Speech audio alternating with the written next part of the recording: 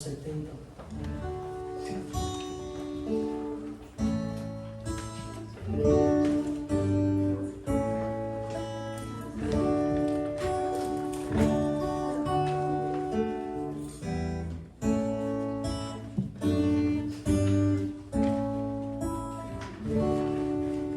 Exalte, ó Deus, e me livrar, sempre suroso em me acudir. Tenha vergonha e confusão, quem minha vida quer tirar. Envergonhado, volte atrás, quem se compraz no meu sofrer, vergonha os faça recuar, pois eles zombam do meu mal. Quem te procuras, ó Senhor, fogue jubile sempre em ti. Magnificado seja Deus, diga quem ama a salvação.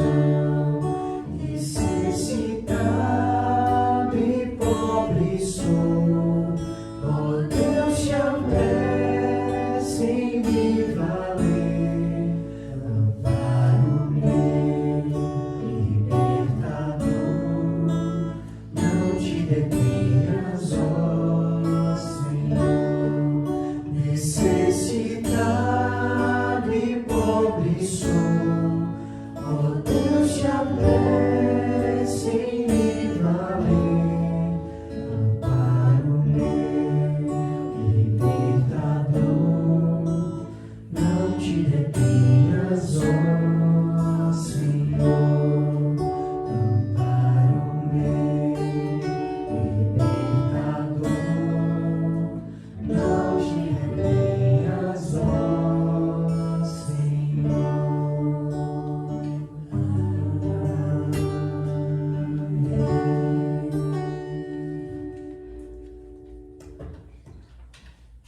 Ainda de pé, nós vamos fazer uma leitura alternada de Apocalipse 19, a partir do verso 1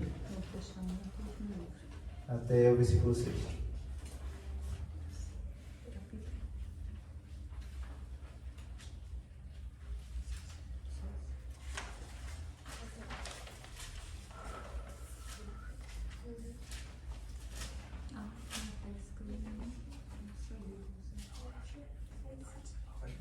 A partir do 1 até o verso 6.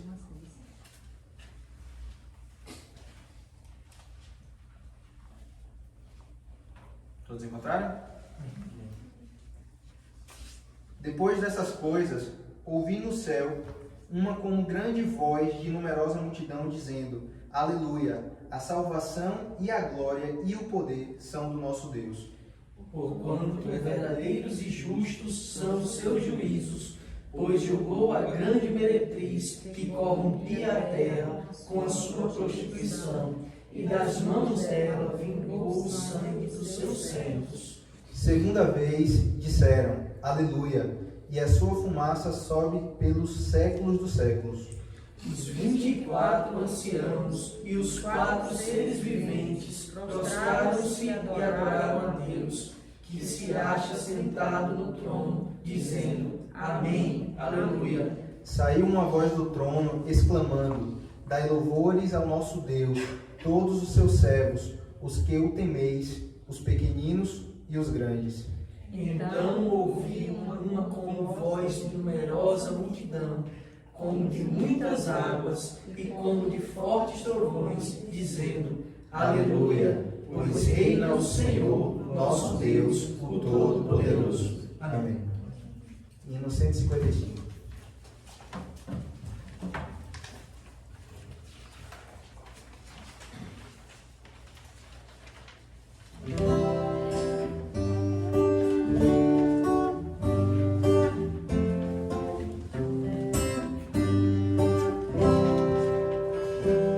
Nosso é o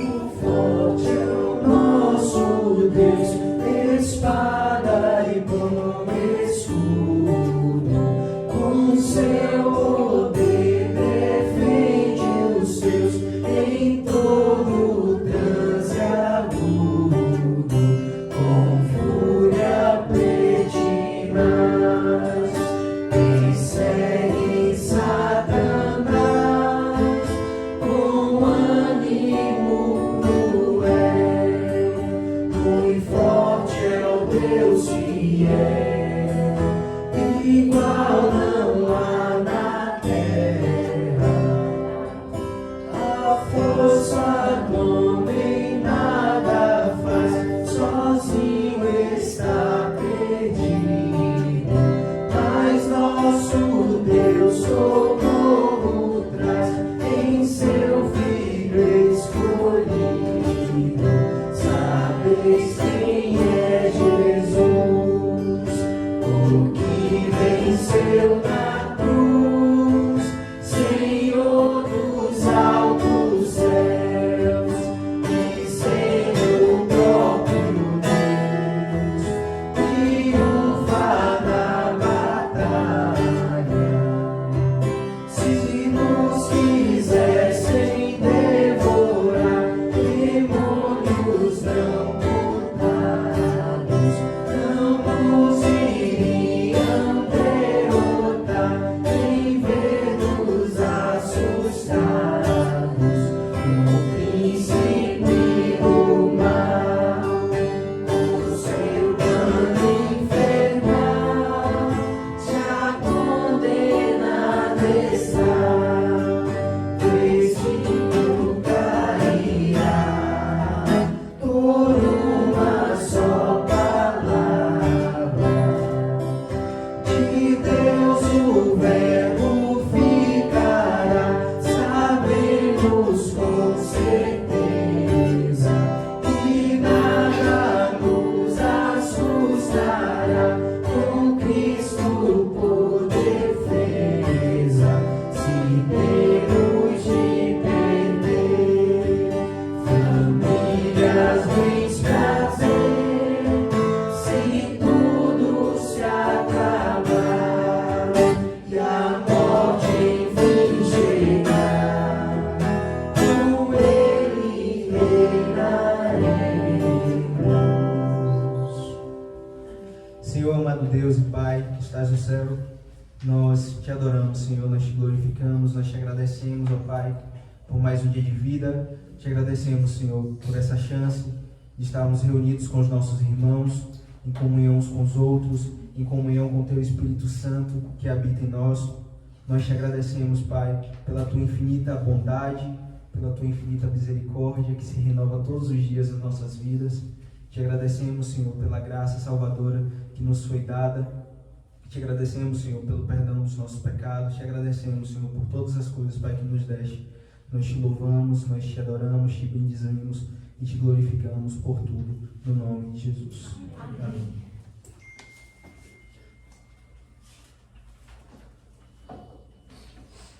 Iniciando o nosso ato de contrição, eu peço aos irmãos que abram a palavra no livro de Daniel, capítulo 9, a partir do verso 4 até o verso 9. Eu convido o Otton a fazer essa leitura.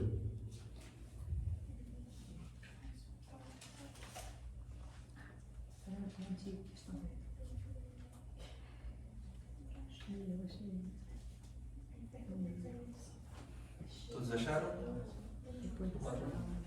Os irmãos podem se sentar. Orei ao Senhor, meu Deus, confessei e disse: Ah, Senhor, Deus grande e temível, que guardas a aliança e a misericórdia para com os que te amam e guardam os teus mandamentos. Temos pecado e cometido iniquidades, procedemos perversamente e fomos rebeldes, apartando-nos dos teus mandamentos e dos teus juízos.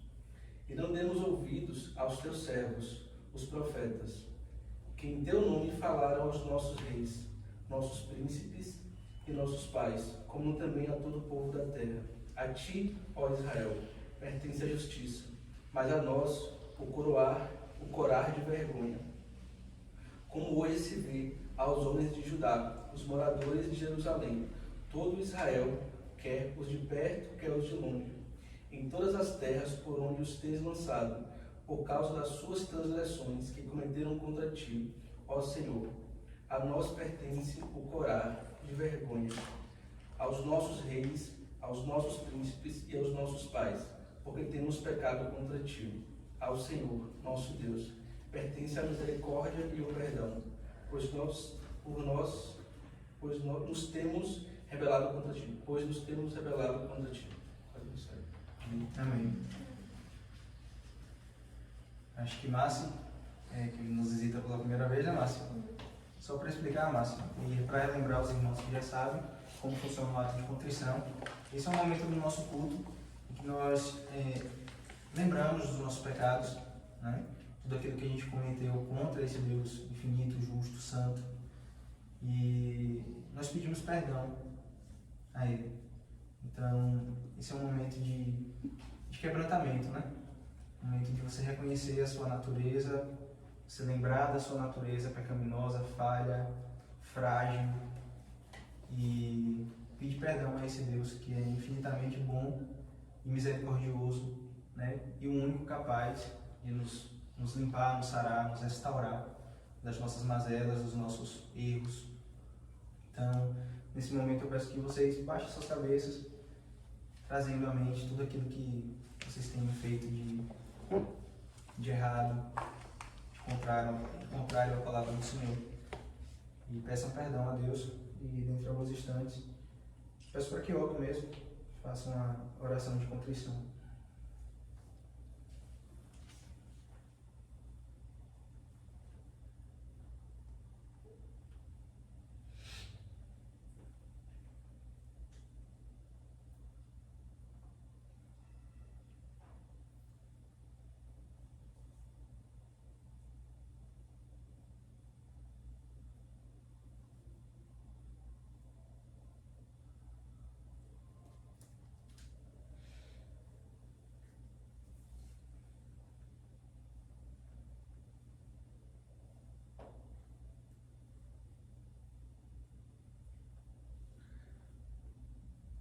Senhor Deus, nos achegamos a Ti nessa noite para clamar, Senhor, pela Tua misericórdia sobre as nossas vidas, ó Deus.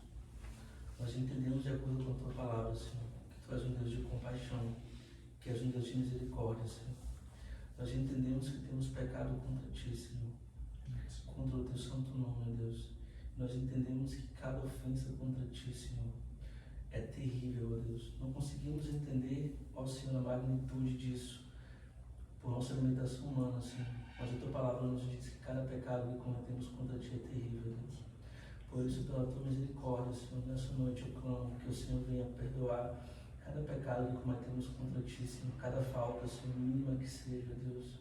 Que o Senhor possa, em nome de Jesus, através de Cristo, que é o nosso advogado, nos justificar de cada uma delas e nos perdoar, Senhor, por já nos ter justificado, ó Deus.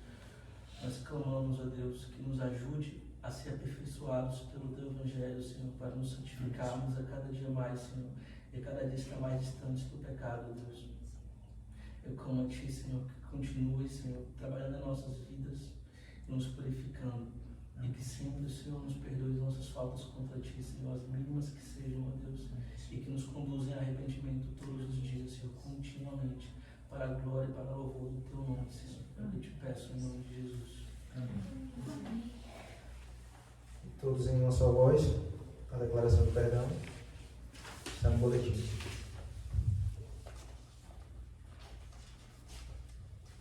Todos juntos.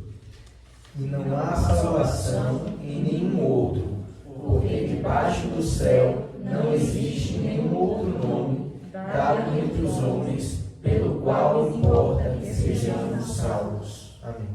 1299.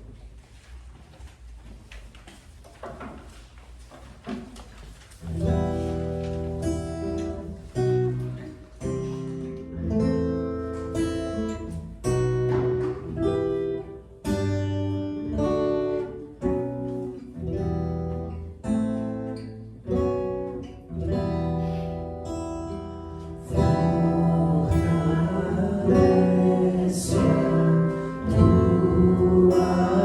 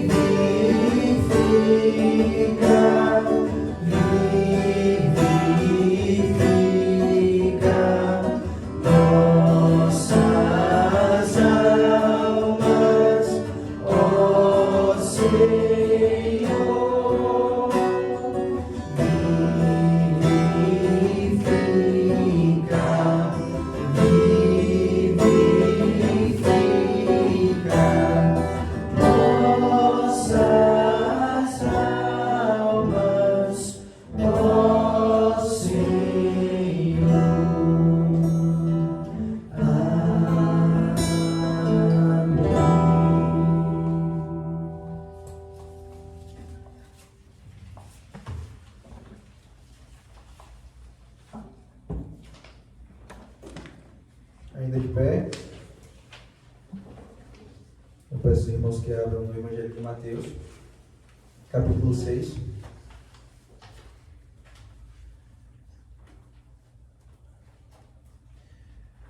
Para fazermos a nossa leitura continuada.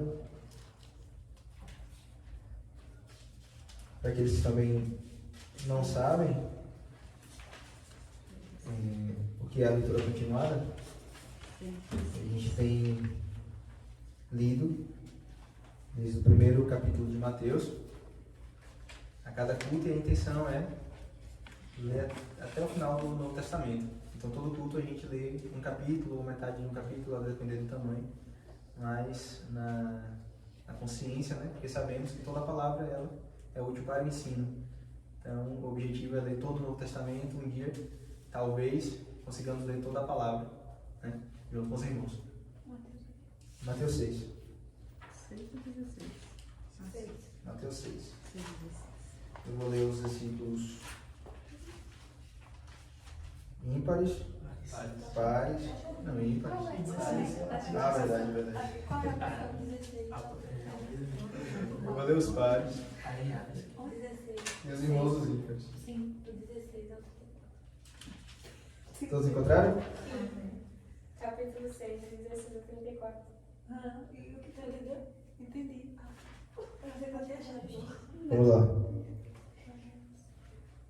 Versículo 16. Quando jejuardes, não vos mostreis contristados como os hipócritas, porque desfiguram o rosto com o fim de parecer aos homens que jejuam. Em verdade vos digo que eles já receberam a recompensa. Tu, porém, quando jejuares, unge a cabeça e lava o rosto, Com o fim de não parecer aos homens que jejuas, e sim ao teu Pai em secreto, e o teu Pai, que vem em secreto, te recompensará. não acumuleis para vós outros tesouros sobre a terra, onde a traça e a ferrugem corroem, e onde ladrões escavam e roubam. Mas ajuntai para vós outros tesouros no céu, onde traça nem ferrugem corrói, e onde ladrões não escavam nem roubam.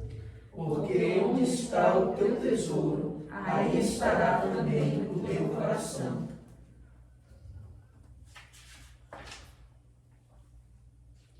São os olhos a lâmpada do corpo.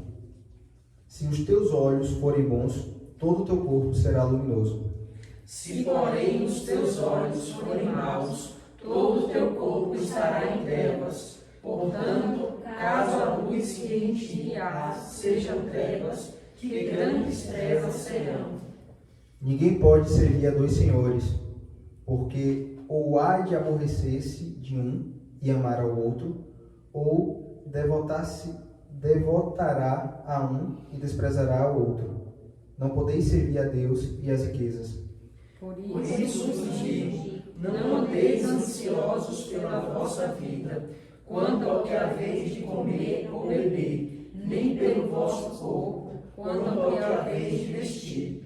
Não é a vida mais do que o alimento, e o corpo mais do que as vestes? Observai as aves dos céus, não semeiam, não colhem, nem ajuntam em celeiros, contudo, vosso Pai Celeste as sustenta. Porventura não valeis vós muito mais do que as aves? Qual de vós, por ansioso que esteja, pode acrescentar um côvado ao curso da sua vida? E por que andais ansiosos quanto ao vestuário?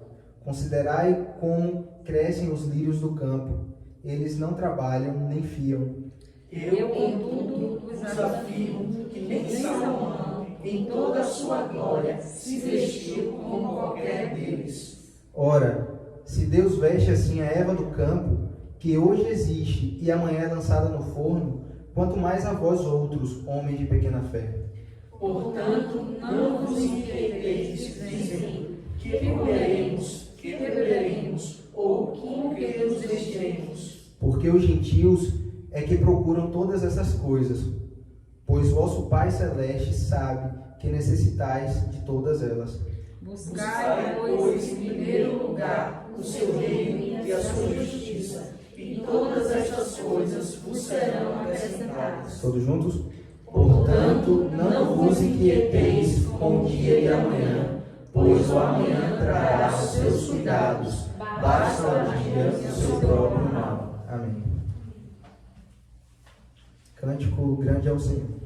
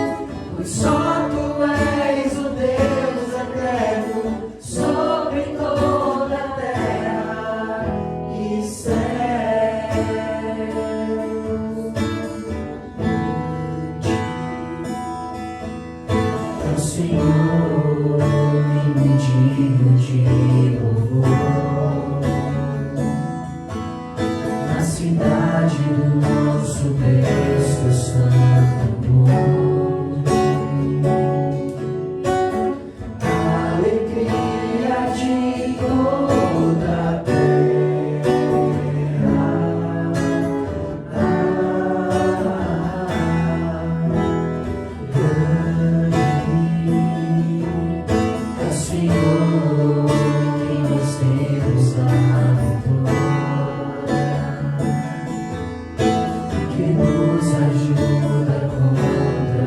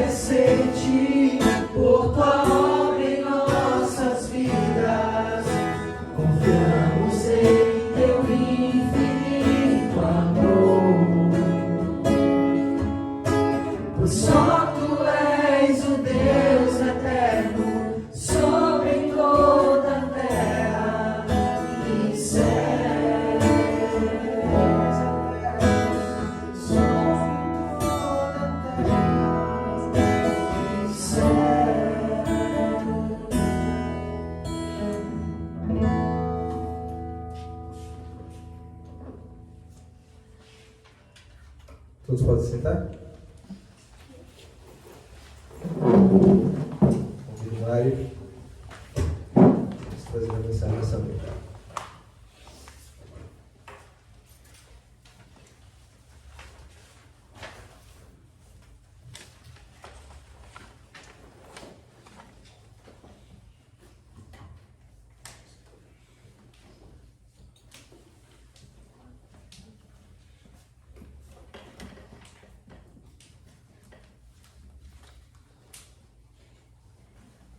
Graças pais, irmãos, Amém.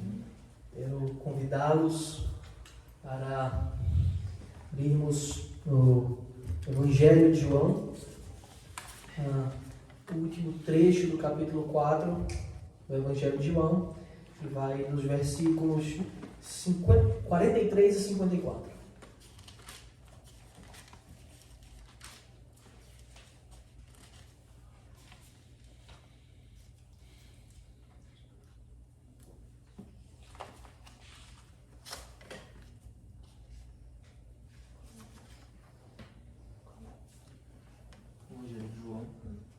Evangelho de João, capítulo 4, a partir do versículo 43.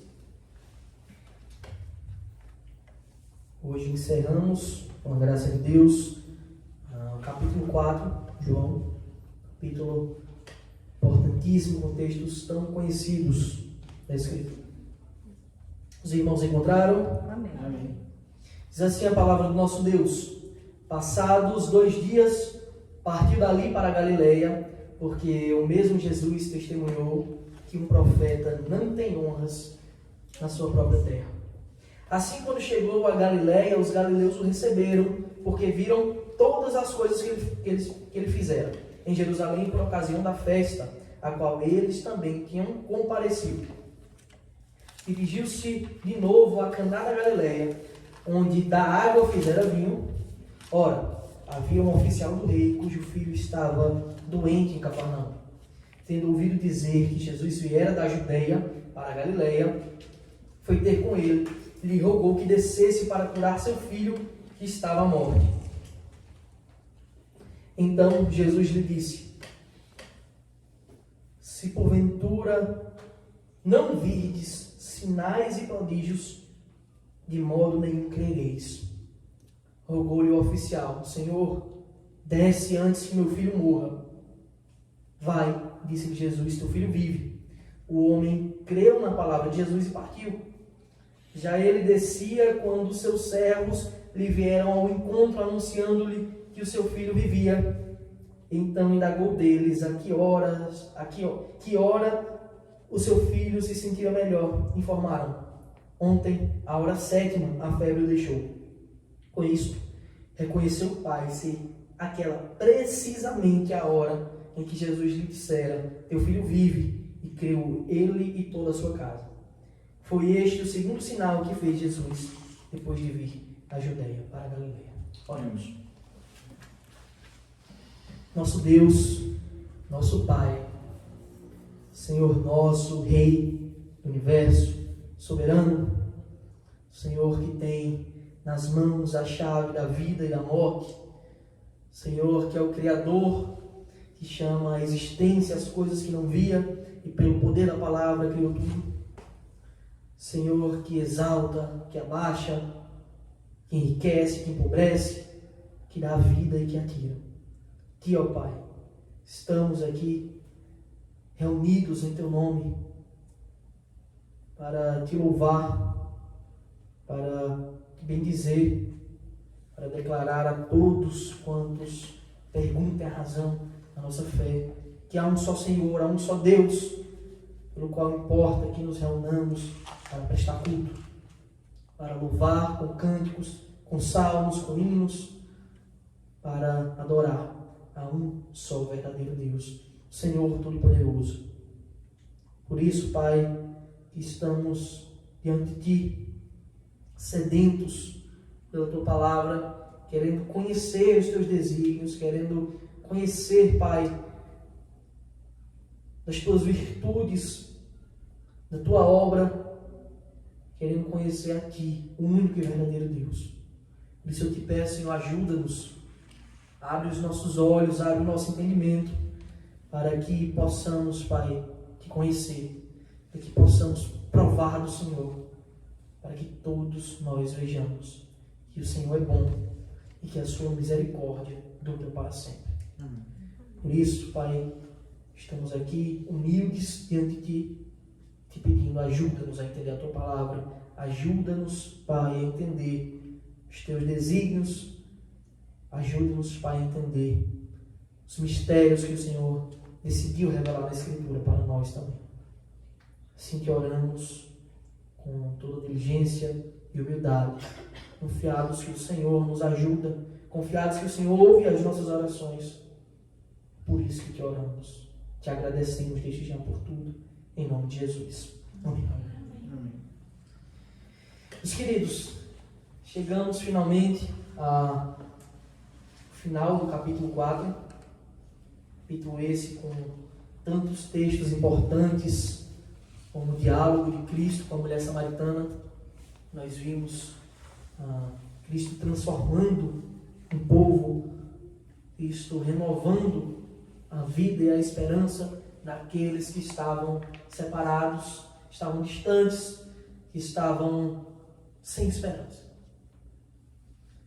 E agora nos deparamos com um texto como esse, e mais uma vez reflete as virtudes, a bondade, a grandiosidade do nosso Deus.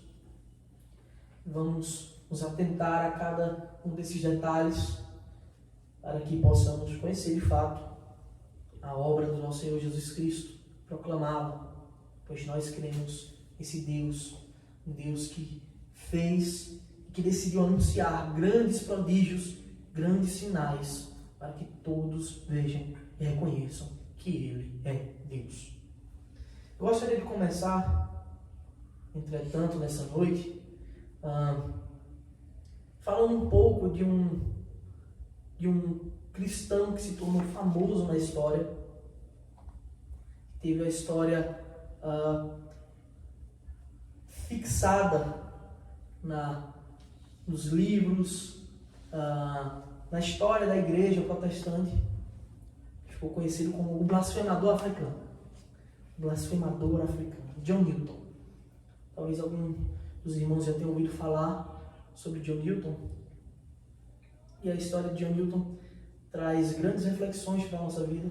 É importante que Deus levantou homens na história, que nós muitas vezes olhemos para eles e nos identificamos com alguma coisa, principalmente com a graça de Deus que foi sobre a vida deles e também pode ser sobre a nossa. John Newton, ele era um inglês, ele nasceu em Londres, ali no início do século XVIII, por volta de 1725, e ainda muito cedo ele perdeu a sua mãe. Foi criado pelo pai, que era um marinheiro, alguém muito bruto, muito robusto, aquele povo do passado, sem tanto trato, sem tanta educação. Seu pai era marinheiro e ele seguiu o mesmo caminho. John Newton, ele foi marinheiro por um tempo, até que em um momento ele quis desertar, deixar a sua função, e isso era algo muito sério. Ele quis fugir e foi pego, e ele foi surrado, ele sofreu bastante. Aquele contexto, olha, século XVIII, não tinham tantas provisões como hoje nos barcos, nos navios, e John Newton ele sofreu um bocado, e ele viveu uma vida muito amargurada. Isso fez com que ele se tornasse uma pessoa literalmente má, alguém odioso, alguém que era insuportável conviver. John Newton ele tem essa característica. Bom, por um trato ele conseguiu sair da marinha e ele se tornou alguém ainda pior. John Newton ele se tornou um escravista. Ele se tornou alguém que transportava os escravos nos navios negreiros, nos navios que iam para a África. Ele fez isso por anos, e ele zombava de qualquer um que tivesse algum resquício de fé, principalmente os cristãos, os protestantes. Ele zombava, ele blasfemava de Deus, ele fazia questão de ser essa pessoa odiada, uma pessoa insuportável.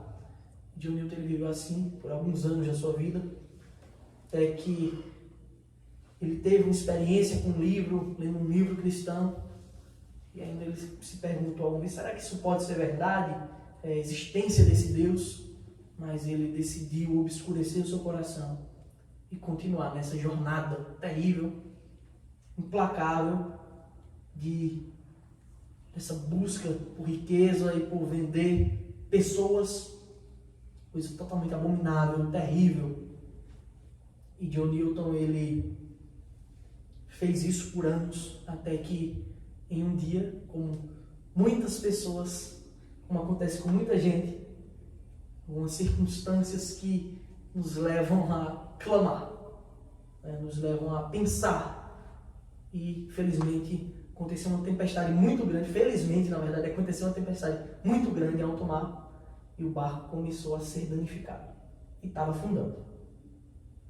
Até que John Newton ele pensou, olha, se esse Deus existe mesmo, salve a gente. Ele clamou, fez aquilo que a maioria dos ateus fazem, né? Quando estão numa situação humanamente impossível de ser solucionada.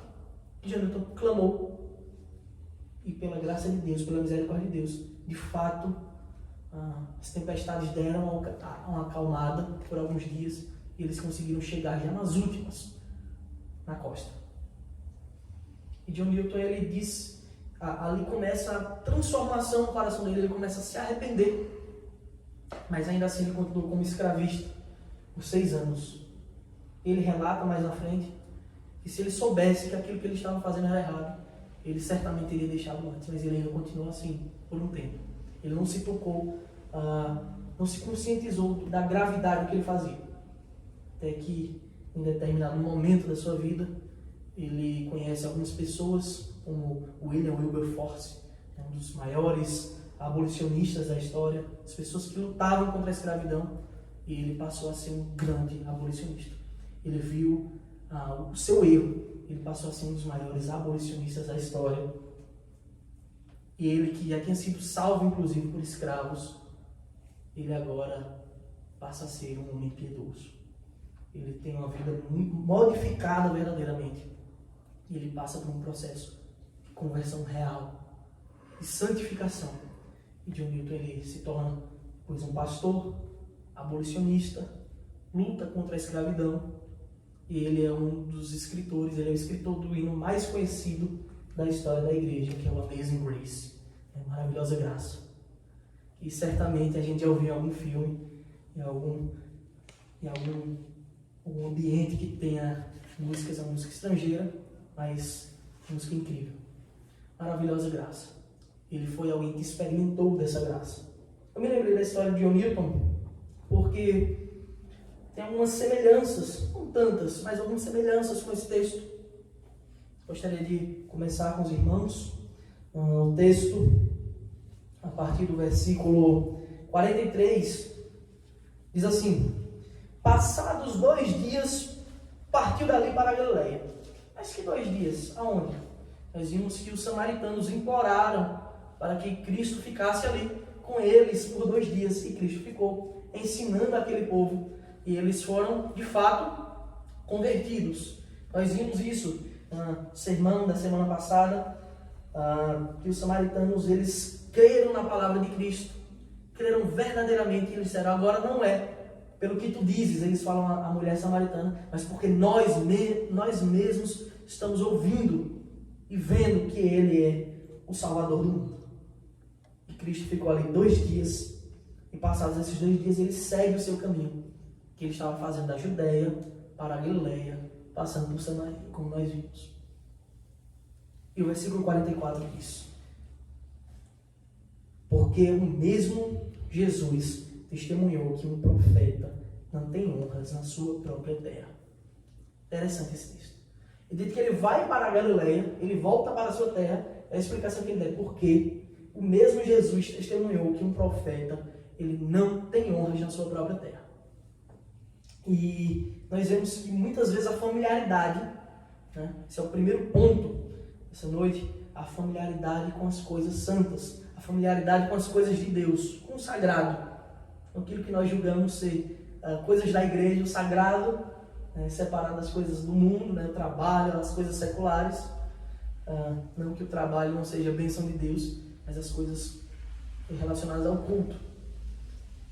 E a familiaridade com algo que é santo, que é sagrado. Né? Nós temos a sensação, nós passamos muitas vezes a ter a sensação que as coisas são comuns. Muitas vezes a familiaridade, isso na verdade é com várias coisas da nossa vida. Quando nós criamos uma familiaridade com algo, ou ter uma rotina com aquela coisa, nós passamos muitas vezes a tratar a coisa como sendo de menor valor, como sendo mais comum. Isso nós fazemos constantemente. A gente muitas vezes se empolga, né? Nós nos empolgamos quando vamos comprar algo. Olha, eu quero muito comprar isso. A gente fica muito empolgado e a gente compra. Aí naquele primeiro momento é o maior zelo com aquela coisa, a gente limpa. Eu falo muito isso da minha moto, eu gosto de moto, comprei a moto empolgado, aí a gente limpa, toda moto foi isso, né? Aí daqui a pouco a gente vai se acostumando, não, já é minha mesmo, tá aí. Aí daqui a pouco a gente não liga mais, não lava mais, e a gente faz isso com muitas coisas da nossa vida. Porque a familiaridade com as coisas, muitas vezes, faz com que a gente trate aquilo como ordinário, como comum. O mesmo nós fazemos com relacionamentos. As amizades, a princípio, quando as pessoas se juntam, o maior, não, eu vou até aqui, eu posso falar isso para não ofender. Aí daqui a pouco o negócio avacalha, né, como a gente diz no português popular, e a gente passa a ter menos respeito ou menos zelo por aquilo que aparentemente antes tinha muito valor, a ponto de a gente se importar muito e ter muito cuidado, muito medo de corromper, de quebrar. Então, tempos depois, a gente passa a tratar sem o valor que aparentemente tinha no começo. E a gente faz isso com muitas coisas, em muitas áreas da nossa vida. Infelizmente, a gente tem essa tratativa, que eu não tenho dúvida que essa tratativa é de origem pecaminosa, do pecado que ainda está em nossa presença, e nos faz perder o zelo por tratar as coisas, tanto comuns como as sagradas, como sendo de menor valor, como tendo perdido aquele valor inicial. Eu já usei, então agora já não é mais novo, já não vale mais. Eu cito aqui alguns exemplos, como a oração. A gente se converte aí, tem que orar nesse Deus, Ele ouve, olha que maravilhoso, coisa maravilhosa. Deus, o Criador, Ele ouve as nossas orações. E eu pergunto para vocês, os irmãos que já são crentes há mais tempo, sua oração continua a mesma, o mesmo fervor? Você continua dando a importância ao diálogo com o próprio Deus que você dava no início da sua conversão, ou em alguns momentos de pico de felicidade dentro da igreja ou dentro da obra do Senhor? Ou você tem dado o mesmo, e você está com o mesmo empenho de conhecer esse Deus através da Escritura que o próprio Pai deixou, revelou para nós, nos deu para conhecer os seus caminhos, os seus desígnios? A gente tem tido esse mesmo zelo, esse mesmo prazer, o prazer de estar entre os irmãos em comunhão? Infelizmente, a resposta mais comum é que não. A gente não tem dado o mesmo zelo, não tem tido o mesmo zelo com a oração, com a leitura, com os sacramentos, com a comunhão entre os irmãos. Infelizmente, não. Algumas pessoas sim, de fato.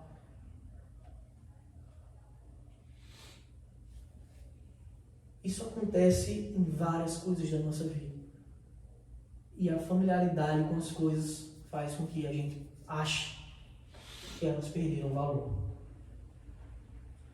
Até com os relacionamentos. Um namoro, com relacionamento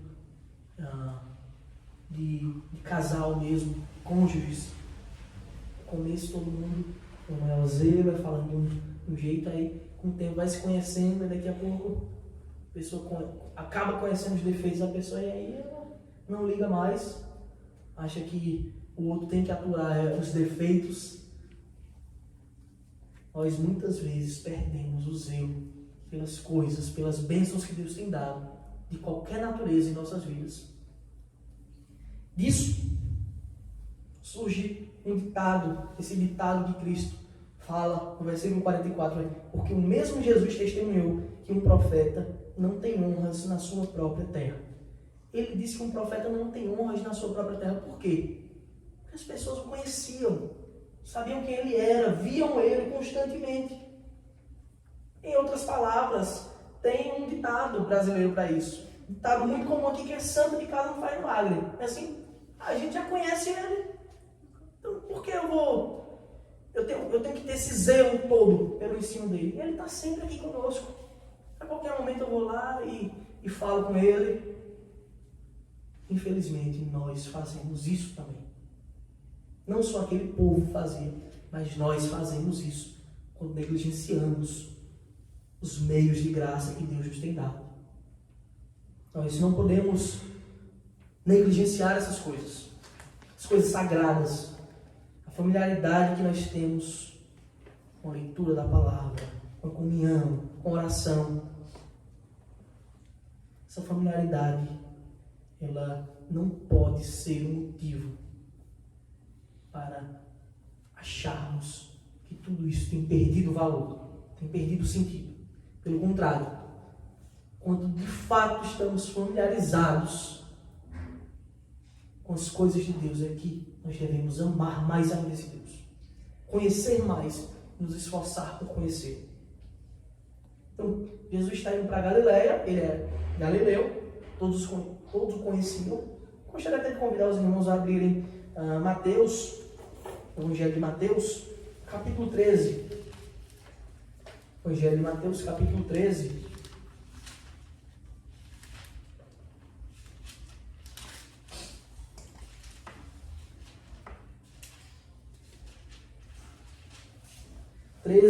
A partir do versículo 53, diz assim. Mateus 13, a partir do 53. 53 a 58. Diz assim: Tendo Jesus proferido estas parábolas, retirou-se dali. E chegando à sua terra, ensinava-os na sinagoga de tal sorte que se maravilhavam e diziam: de onde lhe vem essa sabedoria e estes poderes miraculosos? Não é este o filho do carpinteiro?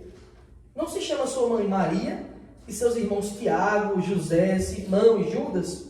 Não vivem entre nós todas as suas irmãs? De onde lhe vem, pois, tudo isto? Escandalizavam-se nele. Jesus, porém, lhes disse: não há profeta sem honra, senão na sua terra e na sua casa. E não fez ali muitos milagres por causa da incredulidade deles. Coisa interessante.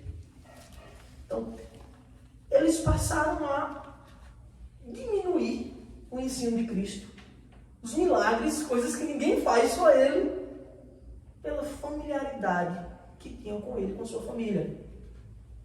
Um adendo aqui, esse texto fala o nome dos irmãos de Cristo e cita que ele tinha irmãs, né? Claramente quebrando a heresia católica, a continuidade da virgindade de Maria, né? Mas só um pequeno adendo. Então nós temos esse problema que muitas vezes nós levamos para a nossa vida. Nos familiarizamos com as coisas, entramos numa rotina, e na rotina no sentido mal da palavra, e achamos que as coisas tem que ser assim, empurrada com a barriga. Não, a gente não precisa se preparar para o culto. Eu vou lá e ouço o que eles têm para dizer. Orar para quê? Jejuar para quê? Infelizmente nós temos pensado assim. E Cristo, ele deixa muito claro. Infelizmente, as pessoas acham que santo de casa não faz milagre. Em outras palavras. E no outro texto ele diz que não foram feitos muitos milagres por causa da incredulidade deles.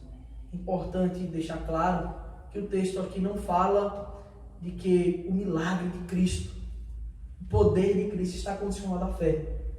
Esse texto não fala disso. Isso era uma consequência da falta de fé deles. Cristo não fazia milagres. No versículo 45 ele continua. Assim, quando chegou a Galiléia, os galileus o receberam, porque viram todas as coisas que ele fizera. Ó, coisa interessante. Quando ele chegou a Galiléia, os galileus o receberam. Por que eles o receberam? Eles o receberam porque ele é Cristo, Deus, por causa da sua palavra, do seu ensino. Eles receberam porque viram todas as coisas que ele fizera em Jerusalém, por ocasião da festa a qual eles também tinham comparecido. Então, eles tinham uma certa fé, muito débil, muito frágil. Era uma fé interesseira. Eles receberam Cristo porque viram as coisas que Cristo fez em Jerusalém. E Cristo agora está chegando em Jerusalém. Ele veio de Jerusalém, passou por Samaria e agora está na Galiléia. Ele volta à sua terra. E o próprio Cristo já tinha falado disso. A gente já voltou esse texto algumas vezes e vamos ter que voltar mais uma vez. João capítulo 2, finalzinho do capítulo, dos versículos 23 a 25, diz assim: estando ele em Jerusalém durante a festa da Páscoa, muitos, vendo os sinais que ele fazia, creram no seu nome. Mas o próprio Jesus não se confiava a eles, porque os conhecia todos. E não precisava de que alguém lhe desse testemunho a respeito do homem, porque ele mesmo sabia o que era a natureza humana. Cristo sabia, eles estão me seguindo apenas por interesse. Porque eles viram, de fato, eles estão vendo que eu faço coisas miraculosas, coisas grandiosas que ninguém mais faz. Mas eles não estão entendendo quem eu sou, por que eu faço isso. Eles me seguem porque eu faço, porque eu consigo. Mas eles não sabem quem eu sou. Infelizmente, a familiaridade com as coisas santas tem feito muitos cristãos perderem o zelo quando nós vemos o próprio Cristo, Deus, adorado por toda a criação, como Ele instituiu.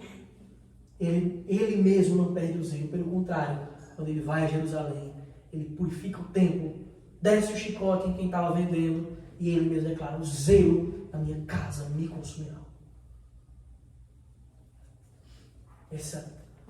É isso que o Evangelho mostra para a gente. O caráter desse Deus zeloso, santo. E é o que Ele requer de nós também. Pureza e santidade. E busca pelas coisas que Ele tem nos dado. O segundo ponto, meus irmãos, essa noite, eu quero trazer aos irmãos é crer e viver.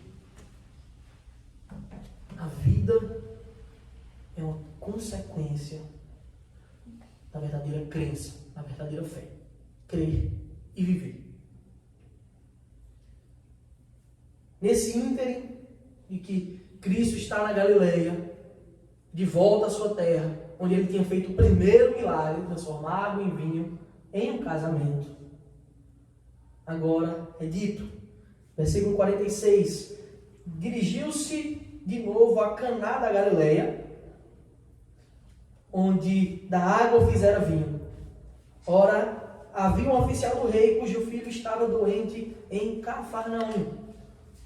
Então, Cristo ele dirigiu-se de novo para onde? Para o mesmo lugar, Caná da Galileia, onde teve o casamento, ficou conhecido como as bodas de Caná da Galileia, onde ele transformou água em vinho, fez o seu primeiro sinal.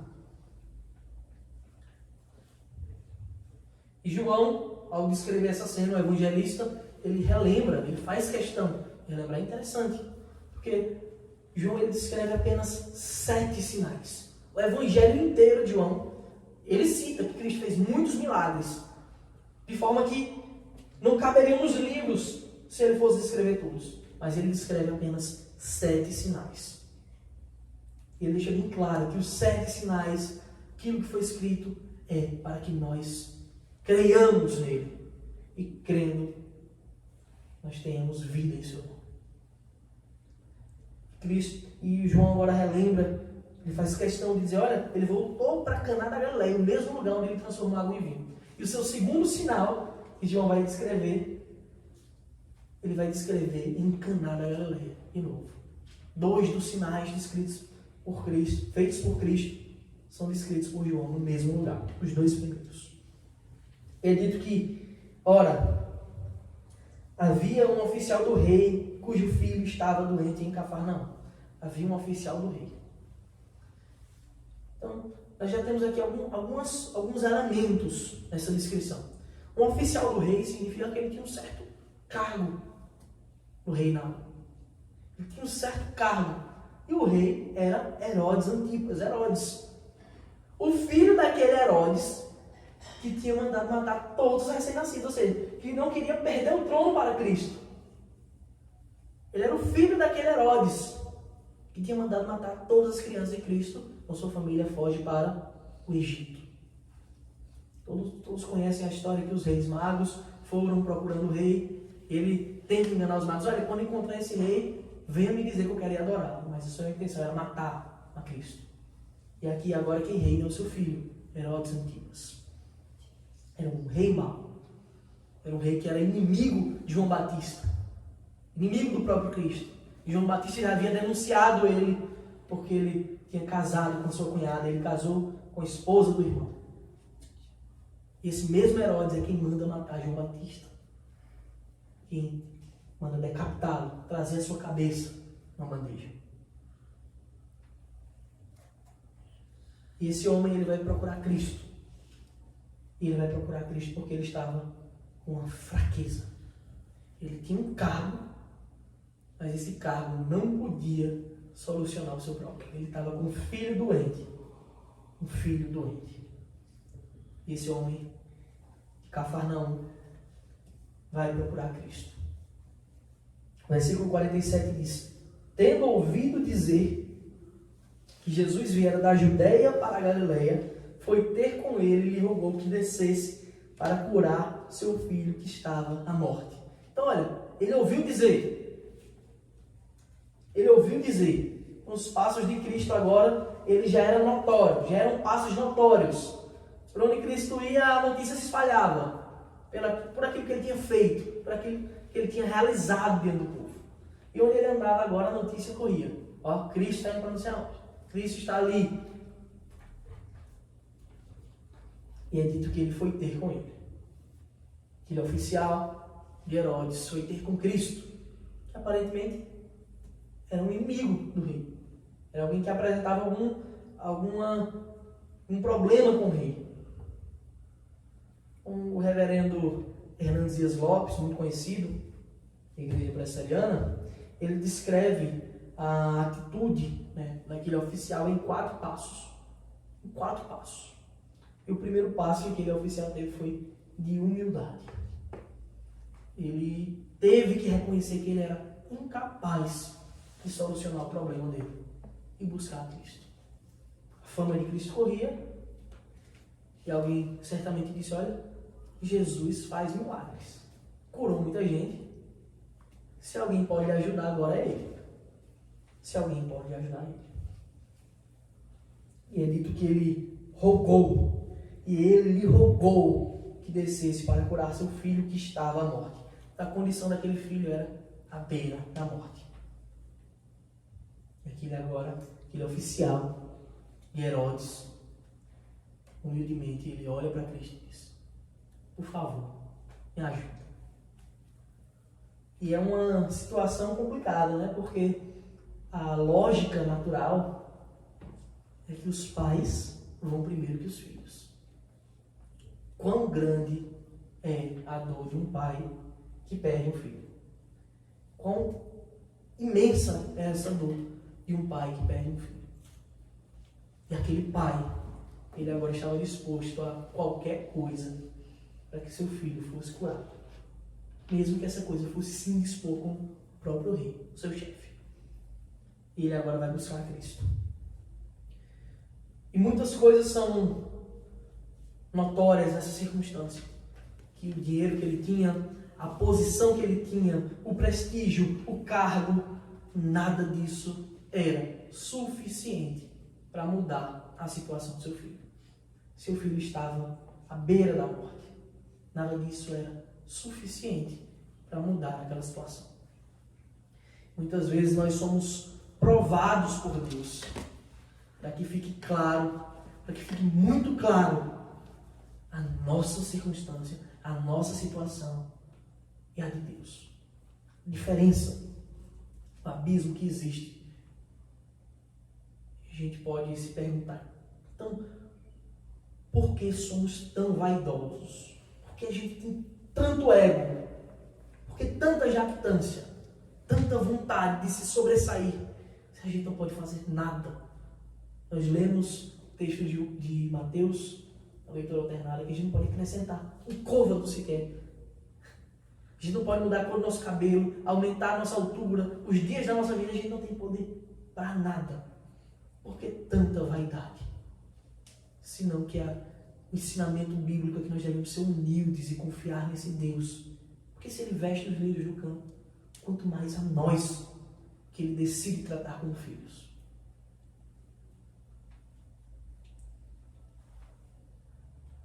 Nós muitas vezes somos provados por Deus para que fique claro. Para que fique claro que nós somos fracos. Nós somos pobres, cegos e nus diante desse Deus. Mas que Ele pode todas as coisas. Nós somos tão fracos que até nós esquecemos que somos fracos. A nossa fraqueza é tão grande que faz com que a gente ache que a gente é forte. Que faz com que nós pensemos que nós temos o direito de nos engrandecer sobre as pessoas. De subjugá-las. De tratá-las como superior. Como o próprio John Newton, ele fez durante boa parte das... Ele tinha se convertido, ele disse que tinha crido e ainda assim ele passou uns 6 anos como escravista, transportando negros nos navios negreiros para serem tratados como servos, como animais, como seres inferiores.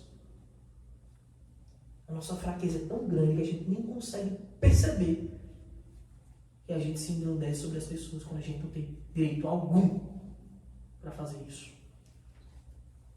E aquele homem estava com o filho, à beira da morte. Tudo parecia perdido, tudo parecia sem solução. E quantas vezes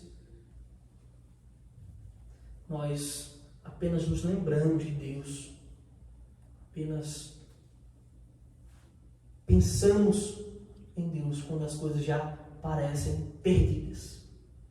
Nós temos muitos problemas na vida, muitas circunstâncias, e a maioria deles a gente tenta resolver pelas nossas forças, pela nossa inteligência, pelo dinheiro, pela posição social, e a gente esquece de Deus. Deus é o último. Quando nada deu certo, agora eu lembro de Deus. Quantas vezes nós fazemos isso? Como John Newton fez também. Como esse homem fez. Certamente já tinha esgotado todas as possibilidades para ele. E ele agora vai buscar Cristo. Alguém que parecia inimigo do rei, do seu rei. Quantas vezes John Newton ele só clamou a Deus, ele era um blasfemo, alguém que falava mal de Deus, publicamente. Ele tinha esse prazer de ser o polêmico, a pessoa que todos odiavam. Ele falava mal de Deus. E agora quando ele veio, olha, humanamente não tem solução, Senhor, me ajuda. Livra a gente dessa situação, acaba com essa tempestade, o barco está furado, o navio está furado, aí todo mundo morreu. Quantas vezes nós não agimos igual a eles?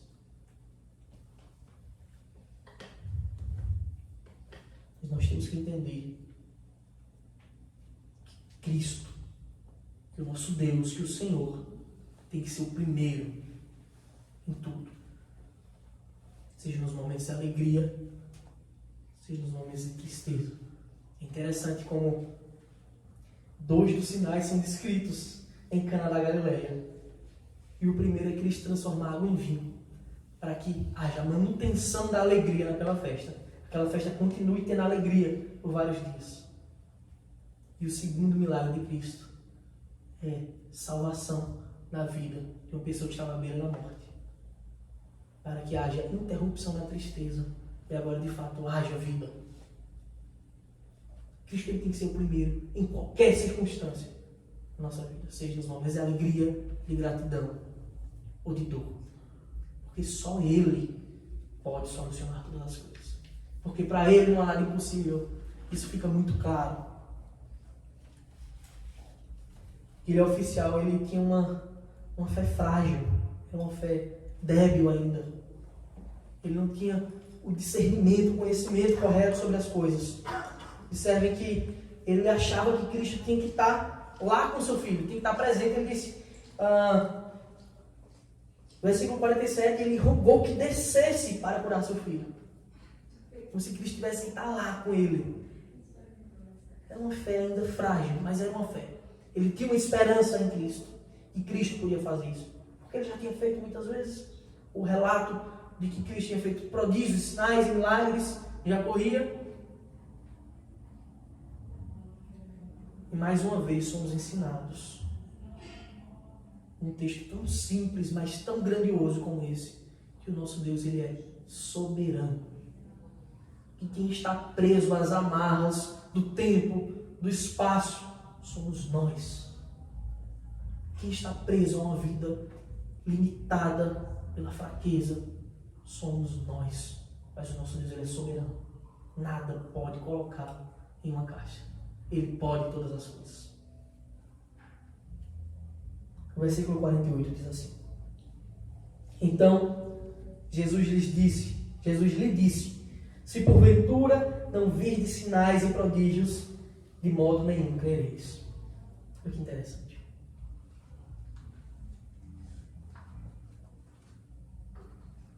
Se porventura não virdes sinais e prodígios, de modo nenhum crereis.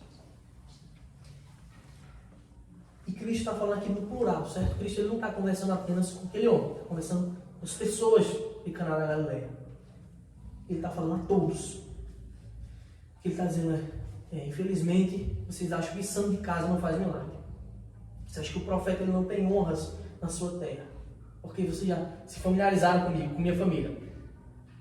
Então, se eu não fizer nenhum milagre, vocês não vão crer, não vão entender quem eu sou. E ele fala isso é uma exortação para todos aqueles que ouviram. Vocês precisam ver para crer. Vocês são como Tomé, que mais na frente vai querer crer, ver para crer e ainda tocar em mim, para ver se sou eu mesmo. Bem-aventurados que não viram, mas creram. É o que a Escritura nos diz. Aquele homem interrompe Cristo, no versículo 49. É dito: rogou-lhe o oficial: Senhor, desce antes que meu filho morra.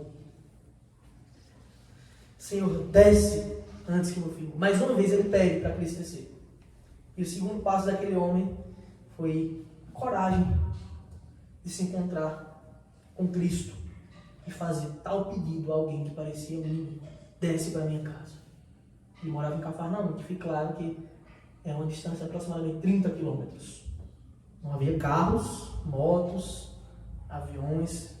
A viagem ou era jumenta, camelo, ou era a pé. Em sua maioria a pé. 30 quilômetros. Para aquele povo era uma coisa muito grande, muito distante. Ele pede: Senhor, desce. É engraçado que ele ainda fala: desce antes que meu filho morra. Havia uma pressa. Desce antes que meu filho morra. Aquele homem pensava que a morte era um estágio que não poderia ser suprido por Cristo. Pensava: olha, se eu tenho esperança, é até ele morresse. Depois que ele morreu, já foi. Mal sabia ele que ele estava falando com o autor da vida, com a luz dos homens, com a própria existência, com o Criador. Mal sabia ele que ele estava conversando, implorando a própria vida para salvar seu filho. Desce. Ele faz com muita pressa: desce. E ele realmente devia estar muito angustiado. O terceiro passo daquele homem foi que ele foi persistente. Ele pediu mais uma vez. Ele estava ali. Ele foi procurar Cristo.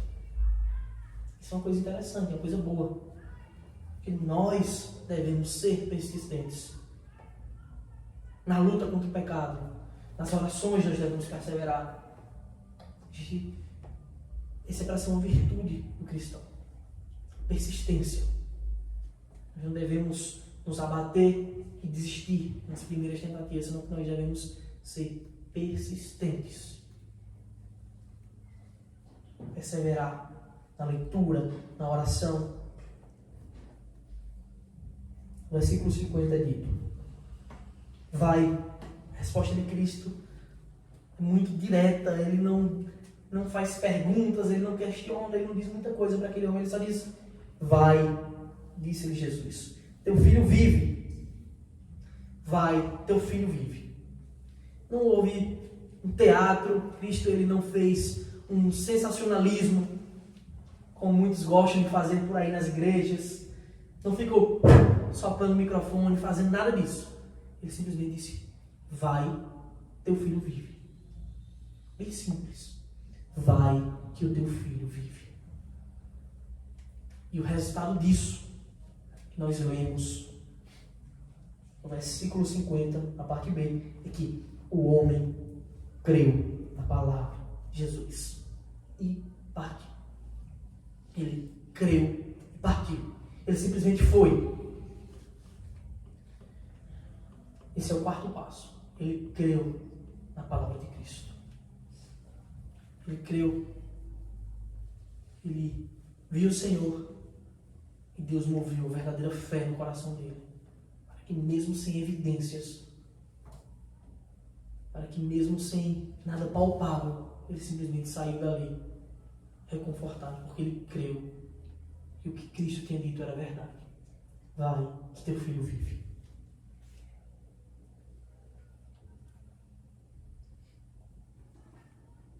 Nós temos a palavra de Deus revelada a nós.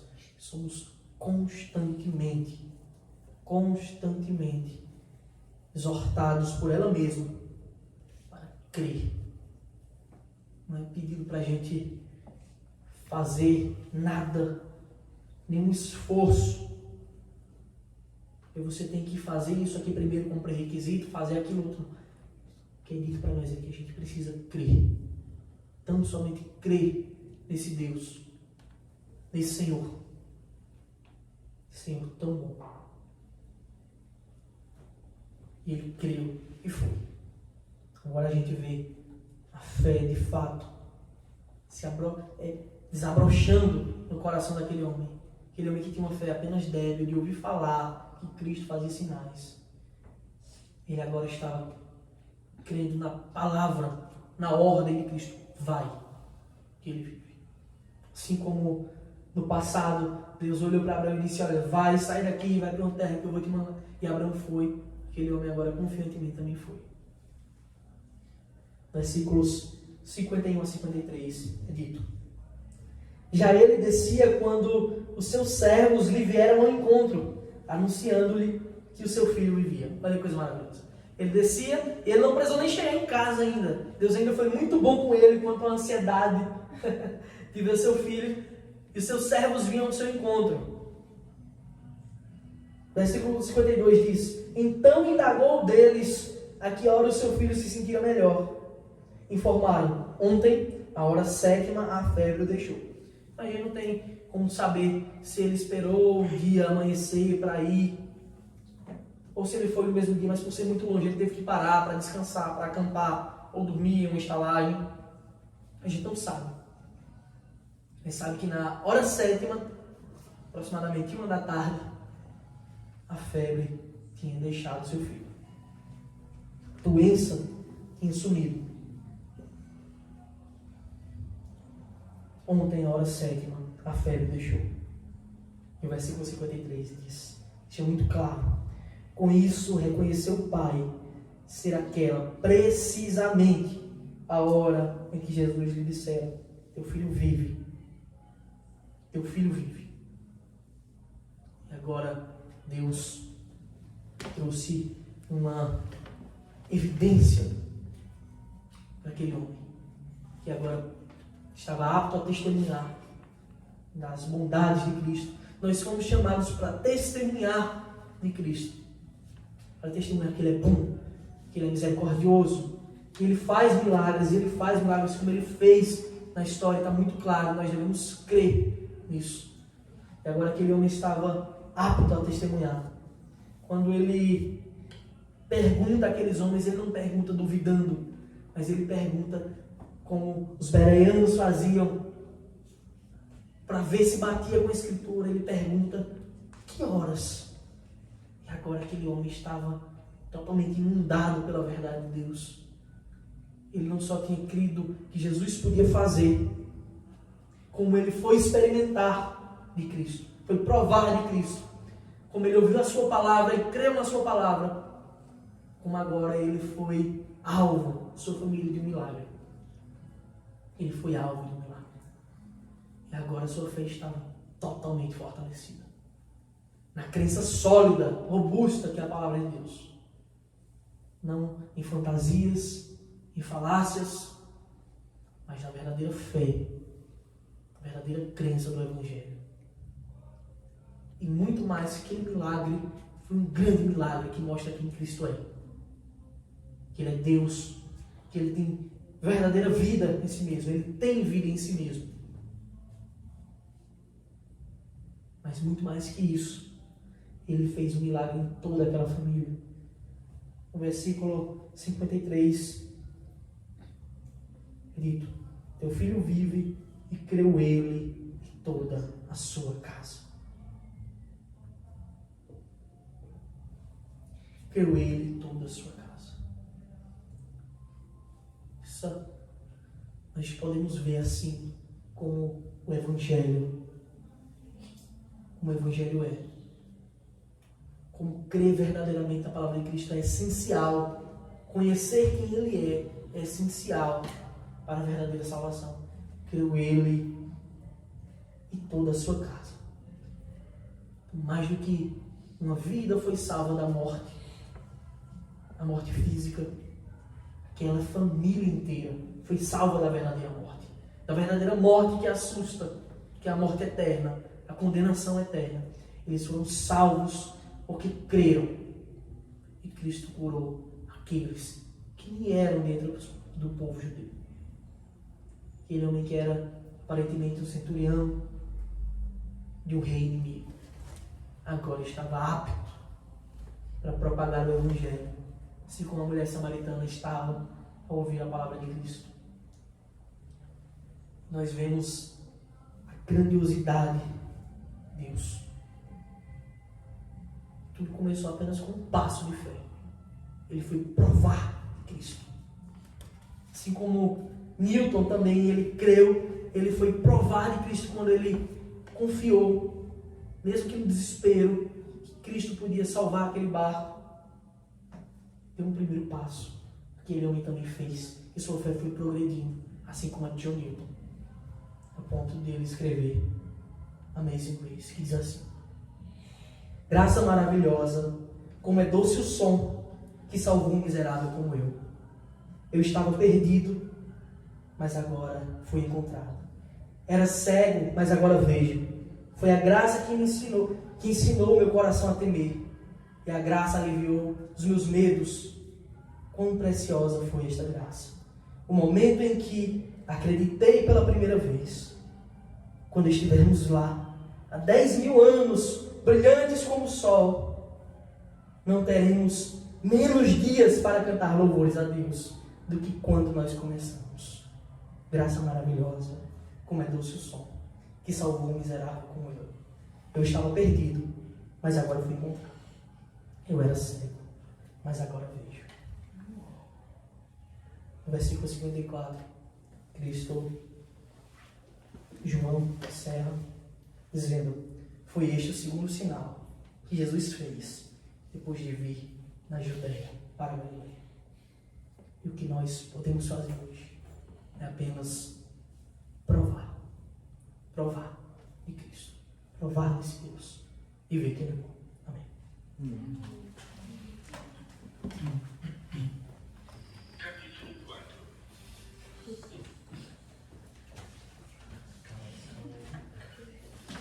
Já passou.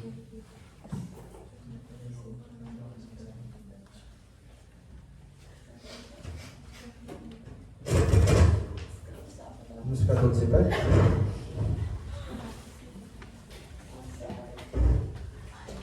Cântico com consagração.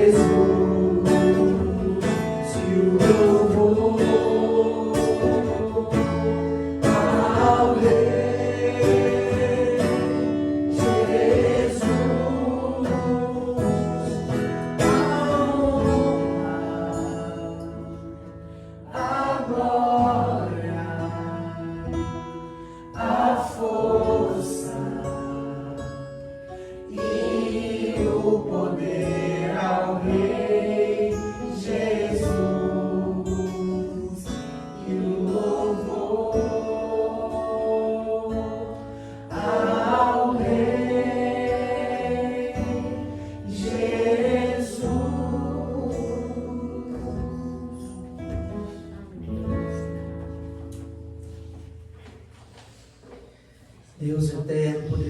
Obrigado, Pai, porque o Senhor tem nos abençoado, o Senhor tem nos dado a compreender a Tua palavra, o Senhor tem nos salvado da ira. Por isso te louvamos ao Senhor, porque cremos no Deus Todo-Poderoso, Deus de milagres, Deus de curas, Deus da salvação, o Deus que nunca cobrou nada de nós, senão que tudo que fez foi por graça, por amor, por misericórdia.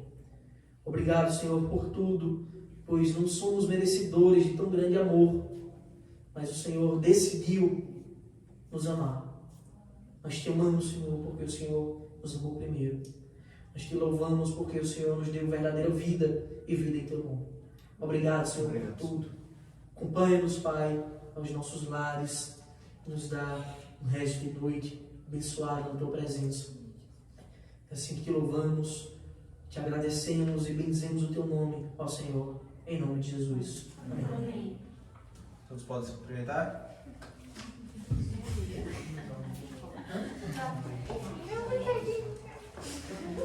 Agora eu queria cantar.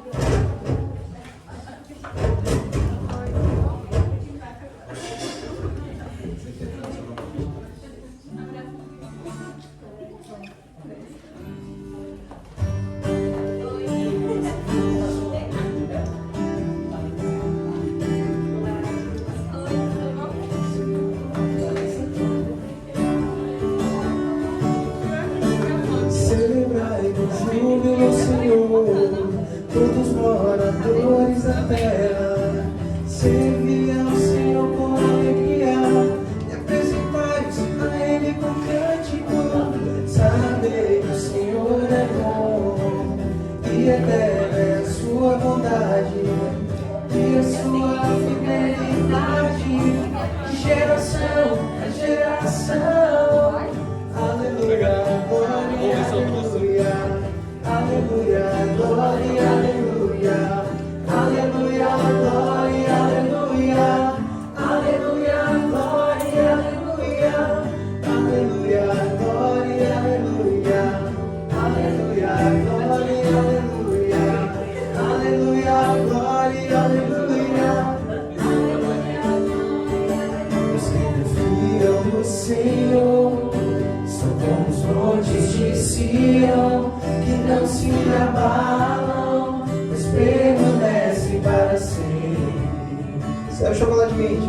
Sobre obra de Jerusalém estão os montes, assim é o Senhor, em volta do seu povo, autoridade e poder, domínio em suas mãos, pois o Senhor é Rei, o Senhor é Rei dos povos.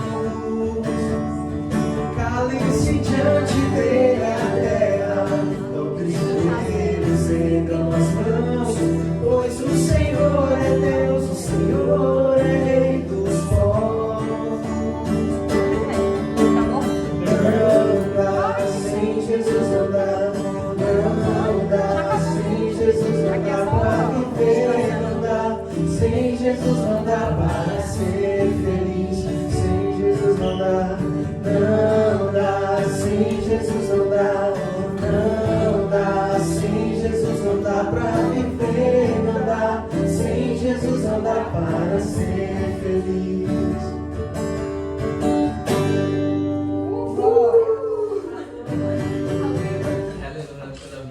Nada leva na época da primeira igreja batista. Deu gurizinho lá. Aquela.